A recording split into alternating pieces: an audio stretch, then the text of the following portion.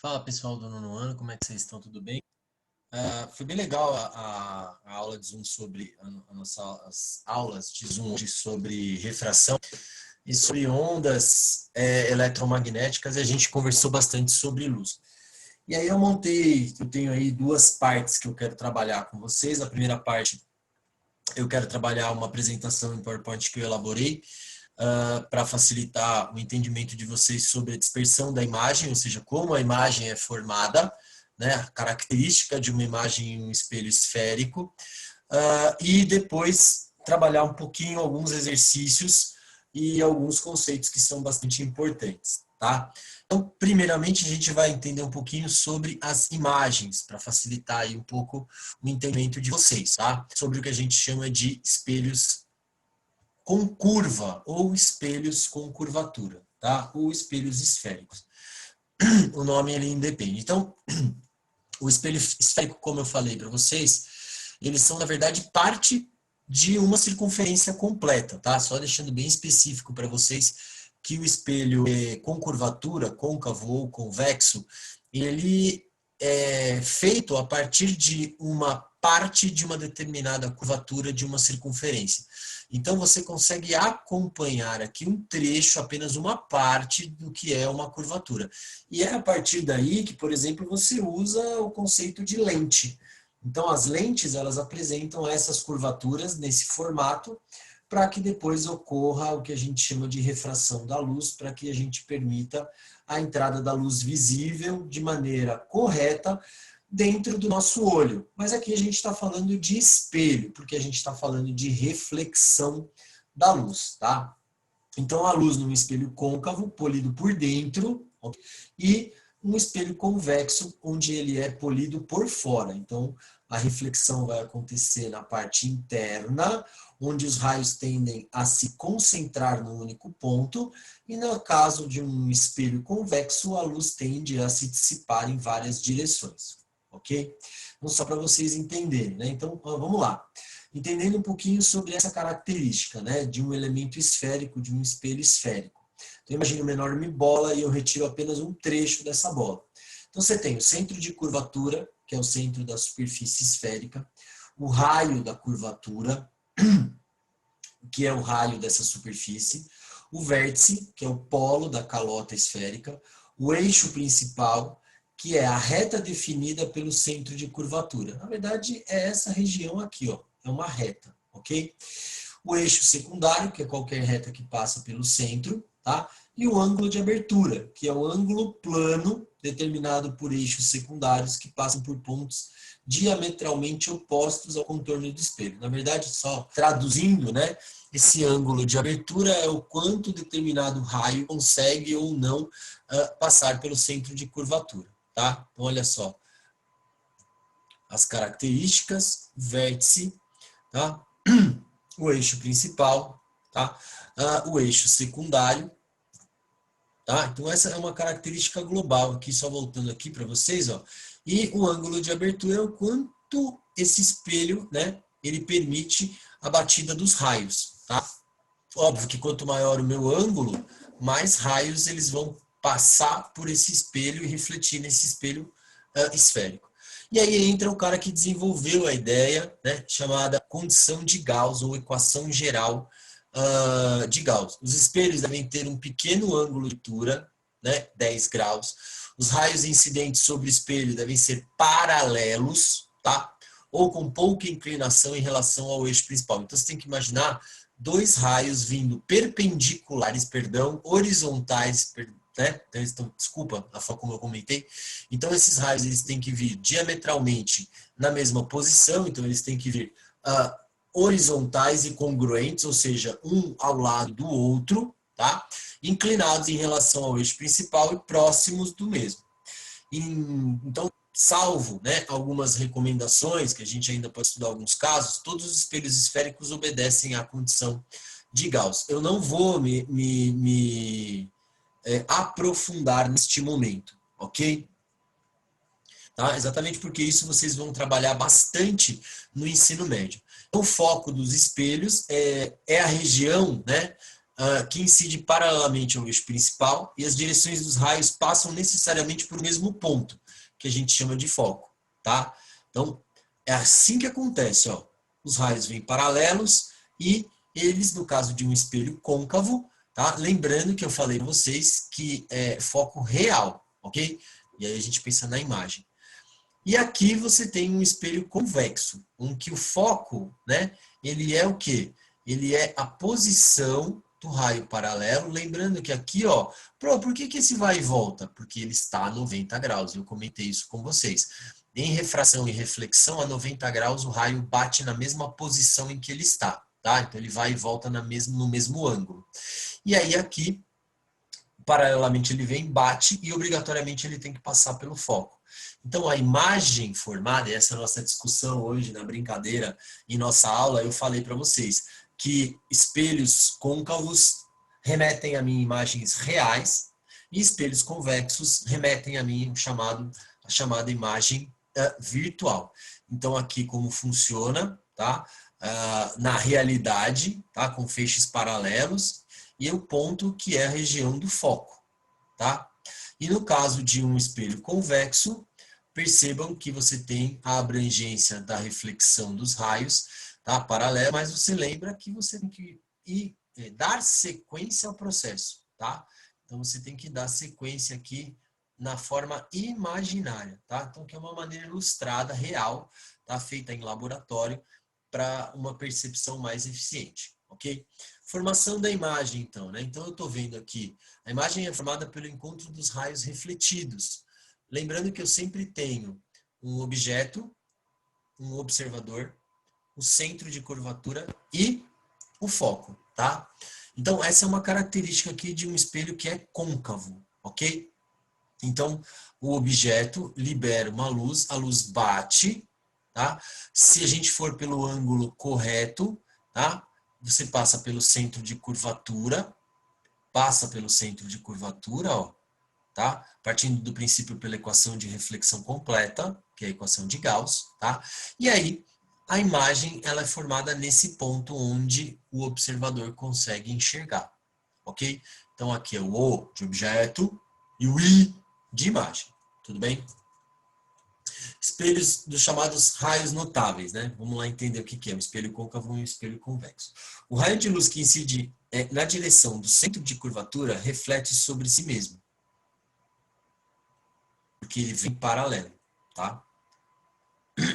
Ok? Tá? Então ele está entrando numa posição a 90 graus. Parece loucura, mas ele está a 90 graus, por isso que ele bate e volta. Ok? O raio de luz que incide paralelo ao eixo reflete na direção do foco.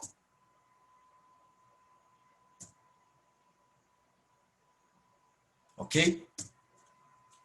E por último, o raio de luz que incide na direção do foco principal reflete-se paralelo ao eixo.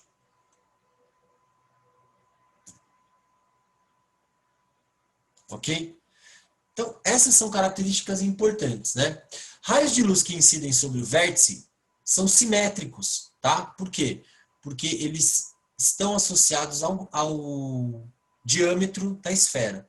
Então, é um ponto onde o ângulo de entrada, de incidência, é o mesmo que o ângulo de saída, ok?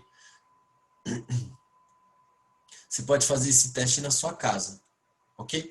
Formação de imagem no espelho côncavo, objeto real, tá? Situado no infinito. Então lembra, eu expliquei para vocês. Falei para vocês, galera, quando o espelho é côncavo, ele forma uma imagem real, tá? Porque ela é formada na frente do espelho, como a gente conversou, e ela é maior que o objeto, tá? No caso dessa, eu consigo observar grandes distâncias, ok? Imagens de espelho côncavo, objeto real situado antes do centro de curvatura. Então, olha lá, bateu primeiro raio. Então, sempre o primeiro raio vem paralelo ao eixo e o segundo passa pelo foco. Portanto, a imagem é real, invertida e menor. Ok? Então, entre o centro ela fica entre o centro e o foco, a imagem, ok? Olha que bonitinho. Formação de imagem em espelho côncavo, quando o objeto real situado sobre o centro de curvatura. Bate a primeira imagem, ela sempre vem, tá? Ela sempre vem paralela o primeiro raio. E o segundo passa pelo foco. A imagem é real, invertida e igual. Ok? Então, imagens invertidas são reais. E ela fica exatamente sobre o centro. Ok? Objeto real situado entre o centro e o foco. Primeiro raio paralelo ao eixo, segundo passando pelo foco. A imagem é maior, invertida e real. E se forma depois do centro de curvatura. Ok? Formação de imagens no espelho côncavo. Quando ela está sobre o foco. Passa primeiro pelo foco. Então, ele vai formar uma imagem que a gente chama de imprópria. Tá? Que é usada, por exemplo, em lanternas. Ok? Então, aqui, bem didático, né? Bem simples para vocês entenderem. Objeto situado entre o foco e o vértice.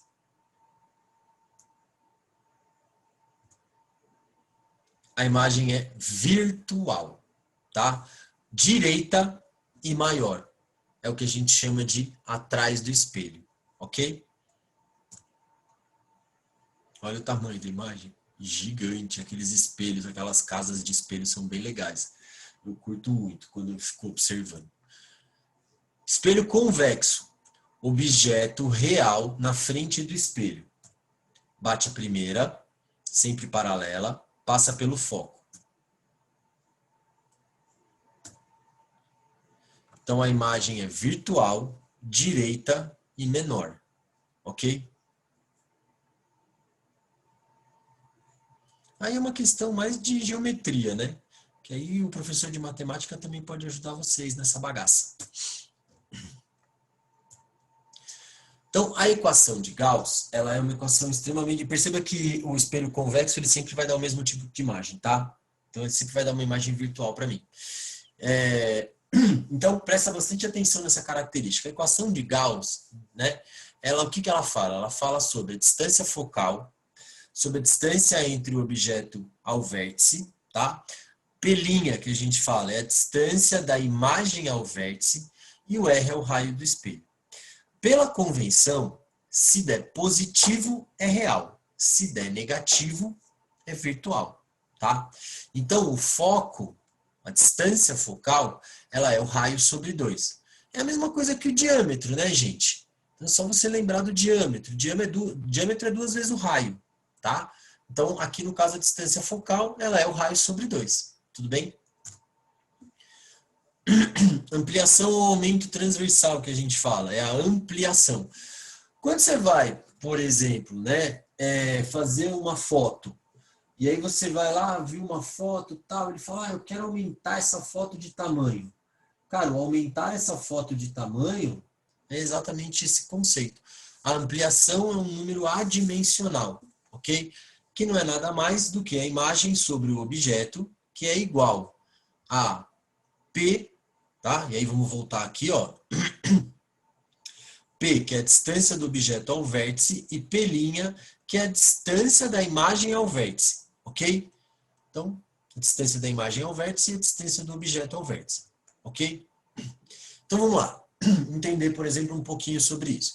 Um observador situado a 60 centímetros de um espelho esférico vê a sua imagem direita e ampliada 2 vezes, tá? Determine a distância focal e o tipo de espelho. Então, vamos lá. Primeira coisa, né? A imagem direita, imagem virtual, tá? Então, você já sabe que a imagem direita é uma imagem virtual. E aí você usa, né, a fórmula, tá? Que a imagem é 2 vezes o objeto, tá? Então, a imagem sobre o objeto é igual a 2, tá? E aí ele quer saber qual que é o quê? A distância focal. Então, a imagem sobre o objeto é igual à distância do vértice, a distância do objeto ao vértice e a distância da imagem. que é P' sobre P, que é igual a 2. Tá? Então, fazendo uma matemática simples, P' é menos 2 vezes P. Portanto, a imagem é virtual. Como a distância é 60, né? Você faz, então, 60 vezes 2, que ele fala que é situado a 60 centímetros, né? De um espelho esférico vem a sua imagem direita e ampliada, 120 centímetros. E aí você aplica a fórmula, tá? Bem simples. Que a distância focal é igual a 1 sobre 60 mais 1 sobre menos 120. Então, fazendo essa conta bem simples, ok? Se obtém, então, 1 sobre 1, né? Porque aqui é 1, 2 menos 1, ok? Fez, né? Mínimo múltiplo comum aqui. E aí você observa que a distância focal ela é 120 centímetros. Portanto, o espelho é côncavo, porque ela é positiva, portanto, a imagem é real. Então, não é difícil, é uma questão de matemática. Utiliza-se um espelho esférico côncavo de 60 centímetros de raio para projetar sobre uma tela a imagem de uma vela ampliada 5 vezes. Qual é a distância da vela ao espelho? Então, ele fala que um espelho esférico de 60 centímetros de raio, então raio é 60. Imagem projetada é uma imagem real. 5 vezes o objeto. Então a imagem é 5 vezes o objeto, ok? Então ela é ampliada 5 vezes. E aí ele quer saber qual que é a distância. Então é só a aplicação da fórmula, tá? Então você faz o raio, tá? Que a distância focal é o raio sobre 2, tá? Então dá mais 30 centímetros. Então o foco é real. E aí você aplica na fórmula. 1 sobre a distância focal é 1 sobre a imagem em relação ao centro de curvatura, em relação mais 1 sobre o objeto sobre o centro de curvatura, e aí você vai obter um positivo de 36 centímetros. Então aqui eu estou mostrando para vocês alguns cálculos que são feitos sobre espelhos côncavos e espelhos convexos. E aí a gente volta um pouquinho sobre a própria aula, né? E aí a gente vai falar um pouquinho sobre as características desses processos de reflexão da luz, tá? Então, como eu falei para vocês, raio incidente em espelho plano, ele incide, tá? No espelho plano, o raio incidente ele tem o mesmo ângulo do raio refletido, tá? Expliquei para vocês em relação às posições, a gente falou um pouco sobre cores, né, que foi uma característica, e aí aquele cálculo chamado índice de refração, que é representado por N, tá? E aí, o que é esse N? Então, primeiro é a velocidade, 300 mil km por segundo, é a velocidade de toda a onda eletromagnética, tá? No vácuo, a luz se desloca na velocidade máxima, ok? Ao incidir sobre o meio, como ar, vidro, ele passa a se propagar com menor velocidade, tá? Então, C é uma constante, ok? Então você vai, por exemplo, descobrir a velocidade. Então o índice de refração para o meio em que a luz é encaminhada é definido por uma razão de duas velocidades. A velocidade da luz no vácuo e a velocidade obtida por um objeto, por exemplo. Tá? Então aqui alguns índices de refração. No ar é 1,004, no gelo 1,31, na água 1,33 e no álcool 1,36. Tá? Então, essas são importantes características que a gente consegue observar, ok? Então, essas são características do processo de reflexão e do processo de refração. E hoje também eu comentei com vocês sobre o processo de absorção da luz e reflexão de cor, tá? Então, eu falei que para você enxergar uma cor, o espectro, o pigmento que está associado àquele determinado objeto, ele absorve todas as cores e reflete apenas a cor do qual ele está pintado. Então, cada cor, ela recebe um tipo de espectro diferente, ok? Então, ele fala, alguns povos indígenas preservam suas tradições realizando pesca com lanças, demonstrando uma grande habilidade, né? E aí ele fala, para fisgar um peixe em um lago com águas tranquilas, o índio deve mirar abaixo da posição em que ele enxerga. Ele deve proceder da forma por quê? Porque os raios de luz refletidos pelos peixes não descrevem uma trajetória retilínea no interior da água, ok? Emitidos pelos olhos do índio desviam sua trajetória. Não.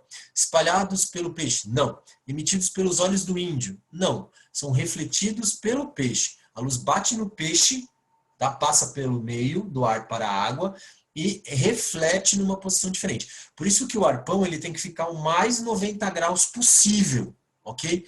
Para que você tenha essa característica. Tudo bem? E aí ele diz, estamos literalmente imersos em um mar de radiação. O funcionamento de celulares, ondas de rádio, TV, roteadores de internet e uma infinidade de equipamentos eletrônicos nos expõe a grande variedade. Alguns cientistas querem se aproveitar dessas ondas para retirar energia do ar. Para tanto, eles estão desenvolvendo antenas impressas em tinta condutora capazes de coletar energia das faixas de frequência de 100 mega, ou seja, 100 elevado 100 vezes 10 a sexta, tá? Até 15 giga, que é 10 elevado a nona, tá? Então, milhão, né? 1000, que é kilohertz, tá? Megahertz é 10 a sexta, giga é 10 a nona, tá? Aqui é potência de 10. Quanto menor o comprimento da onda, maior a energia que ela carrega, porque ela bate mais rápido, ela tem batimento mais rápido, sobe e desce mais rápido, tá?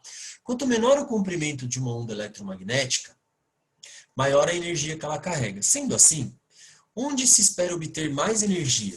Numa onda de 100 mega ou numa onda de 15? Uma onda de 15, né, gente?